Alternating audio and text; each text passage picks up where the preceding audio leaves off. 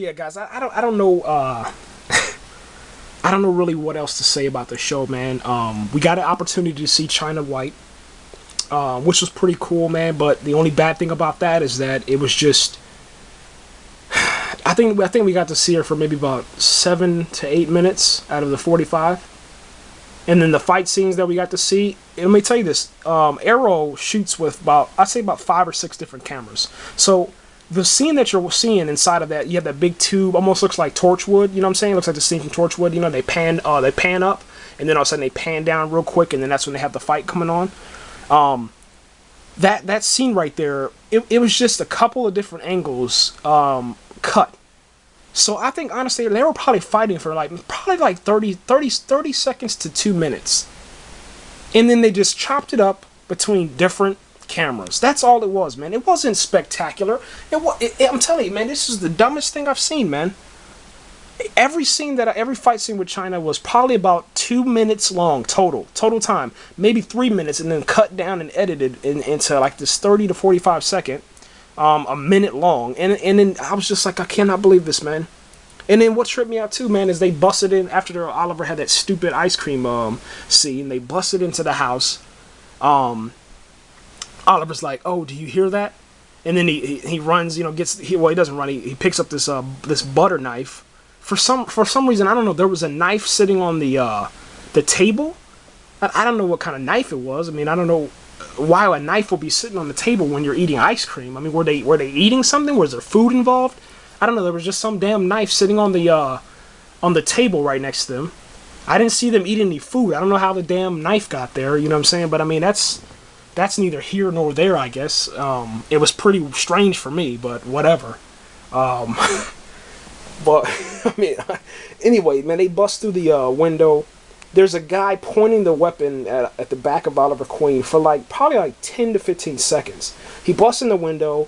He picks up his weapon is still aimed at Oliver Queen. He could have pulled the trigger and just wasted him, but for some reason he didn't. He waited till Oliver ran out into the hallway, and then somebody else shot him. Some other guy, some Asian dude.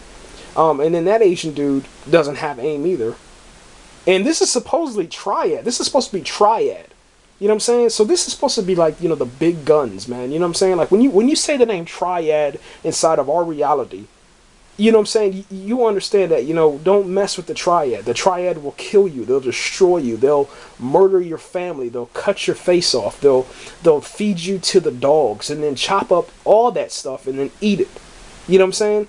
Like, this is real stuff, man, and for some reason the Triad just could not, for some reason, I don't know why, but they just could not kill Oliver Queen. Then China White comes in there. She's supposed to be this assassin, and then she has problems taking out a former U.S. soldier who served in Afghanistan. Now, don't get me wrong. I think that's giving a lot of props to either if he was in the Marines or the Army or something like that. Hopefully he was in the Army, because that's nothing but dopeness right there. You know what I'm saying? The Army is the best service, and it's the best branch of military service you can ever serve on, because that's he's probably a combat engineer most likely. You know what I'm saying? Or infantry. You know what I'm saying? And that's pretty dope. All right. So anyway, she couldn't take him out. You know what I'm saying? I think his name is Diggy. I'm pretty sure. Yeah, it's Diggy. It should be Diggy. And she had problems taking this dude out. And then for some reason, this trained Oliver Queen on this island. You know what I'm saying? Who we find out that he's trained by another Green Arrow, quote unquote. I'm not gonna tell you who that is. Go watch this episode and you'll be able to tell. We find out that Oliver Queen can't throw a kitchen knife to save his life. China White should have been taken out immediately if he threw that knife for real. He should have threw it to kill her, because obviously she's trying to kill him. So shouldn't that probably make you want to take her out or kill her or something like that? Pretty sure that's what you said, but I guess it's not your dad's code of justice, which we haven't seen. So anyway, I'm going to go back for a second. Oliver's carrying his dead body, his father's dead body. I'm going back to that real quick. Oliver's father is in the raft. He screams at the seagulls. He starts throwing up because the dead body stench, is so strong. But then all of a sudden, he throws up there, and then he picks up the dead body, carries it to be buried. You know what I'm saying? Later on the show, they show you that. And then, for some strange reason, he's not throwing up. for some strange reason, Oliver's dirty. He's disgustingly dirty. I'm pretty sure his father should have been dirty too. And anything that was on him should have some type of dirt, should have some type of wetness to it.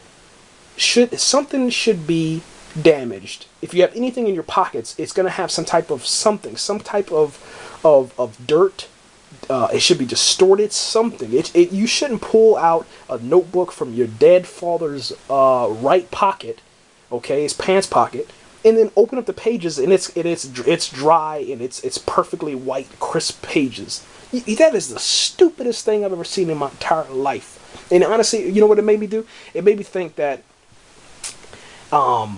that honestly, man, CW, I'm not going to say Hollywood, let's say CW just honestly does not care. They're spitting out these shows because, oh, well, we lost Smallville, but we know that thing has, about 5 million followers, almost maybe 7 million followers, and if we put together a series or two that has to do with Smallville alumni, then the Smallville fans will follow and we can boost our ratings. And yeah, we will. We're going to follow. Smallville fans will continue to follow anything related to Smallville.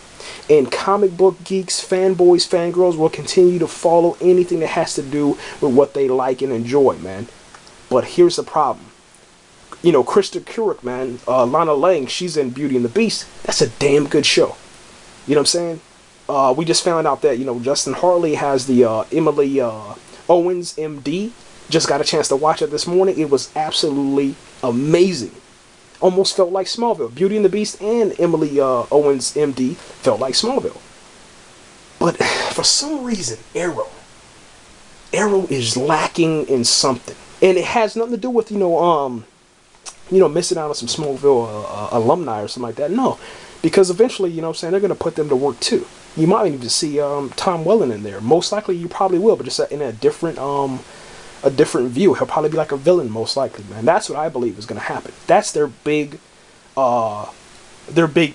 You know what I'm saying? What they have in their pocket, man, that's their big move, man. Their next, like their Jack or their Joker or their wild card. You know what I'm saying? That's what they have up their sleeve. I really do believe that, man. That's why we haven't heard anything from Tom Welling. We haven't heard any interviews. None of that stuff, man. None of that stuff is leaked because he's going to be probably on the show, man, most likely, man. And then they said even Justin Hartley will probably be on the show later on if they can get him, with schedules and stuff. Let me end this on a positive note. The positive note is that Arrow has the potential. Arrow has the potential for greatness. It has the potential, man, to soar to the heights that Smallville soared to. And beyond that, man, it really, really does. Because where Smallville, didn't fail. Well, no, where Smallville went, Arrow's already gone. It's to the point where he's wearing the outfit, okay? He's already in character. He does know who he is at this point. He's already at season 10. So this honestly is like Arrow season 11. It's just, for some reason, they decided to cut it and paste it in a way that is unattractive, man. They're using this really corny, man, gray flashback, where everything's gritty and they're using sometimes using GoPro cameras and all this other crap, man. Just get back to the fundamentals of filmmaking, man. Back to the basics, man. And then this show will soar, man. But we just found out today, man, like the numbers for Arrow, Honor Thy Father episode, it stayed steady, but it still had a decline, man. So I think it was at like 3.6 when it premiered, and then it's down to like 3.4. And I'm telling you, man, after this episode, I don't know if anybody's going to be tuning in. I think it's probably going to drop down to 3, man. 3.0. That's like 3 million views. You know what I'm saying? And I don't know what they can do besides re-editing. But that'll cost them a lot of money. And then this show, I'm telling you right now, I don't foresee this show making it to a season 2. I really don't. It'll probably get picked up for season 2, and then probably episode 4 or 5 on season 2, it'll probably get canceled. I'm predicting that right now. But honestly, I don't think it's going to make it to season 2, man. I think it would go to this first season, and then that'll be it. They're probably not going to renew it. If it continues on the same track that it's continuing. I'm going to call it what it is. Bullshit. The same exact bullshit, because every single time it's telling us, oh, we're going to give you this backstory every single episode. Well, yeah, that's fine. You're doing it, but you're not doing a great job. You can get an E for effort, but you're getting an F for a fucking fail. That's what you're getting. You know? Because it's not that hard, man, to sit there and edit properly, man. You know what I'm saying? By now, we should have seen Oliver and his dad talk. You know what I'm saying? But we keep getting all these damn mystery clues like we're Scooby-Doo in the gang, you know what I'm saying? And then the bad thing about it is that we don't have, you know, we don't have any of the characters that can solve it, man. You know what I'm saying? All we're stuck with is Scooby-Doo and Shaggy, man. And we don't have the rest of the game. We don't even have the mystery machine right now.